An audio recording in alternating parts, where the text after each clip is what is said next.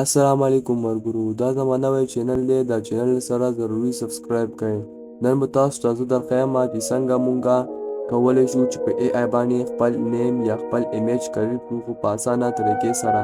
نو راځئ ملګرو، دا ویډیو سره پوره وګورئ او سکیپ کوئ مو، ګنې بیا به پرې نه پوهېږئ. بیا هم درته وایم چې چینل مو نه سبسکرایب کړی، چینل سره ضروري سبسکرایب کړئ.